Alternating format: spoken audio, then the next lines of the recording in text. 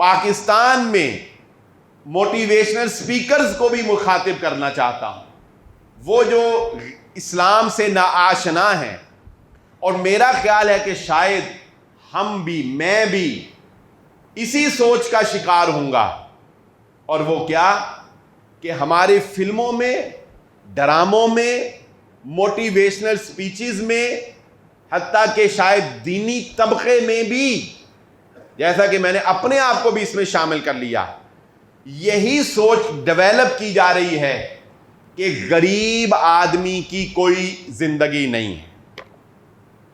ڈراموں میں دکھایا جائے گا غریب لاچار ہے، غریب مجبور ہے، غریب ایک ناکام انسان ہے۔ موٹیویشن سپیکر کہہ رہے ہیں دولت کمانا ہی سب سے بڑی سکسیس ہے، تم غریب رہ گئے تو گویا تم ناکام ہو۔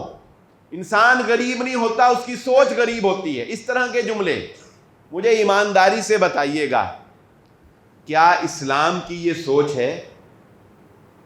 ایک غریب آدمی اگر 5 وقت کا نمازی ہے، ایک غریب آدمی اگر ایماندار ہے، ایک غریب آدمی اگر ماں باپ کا فرما بردار ہے، ایک غریب آدمی اگر رزق حلال کماتا ہے، ایک غریب آدمی اگر اچھے اخلاق کا مالک ہے، تو مجھے بتاؤ وہ ایک کامیاب انسان ہے کہ نہیں ہے؟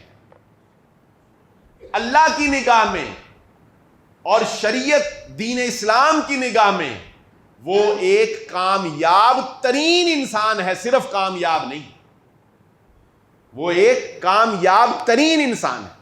لیکن میری اور آپ کی نگاہ میں، معذرت کے ساتھ، میری اور آپ کی نگاہ میں، اور ہمارے میڈیا کی نگاہ میں، اور ہمارے نوجوانوں کی نگاہ میں وہ ناکام انسان ہے، اسے ککھ نہیں پتا، کیونکہ وہ پیسہ ہی نہیں کما سکا۔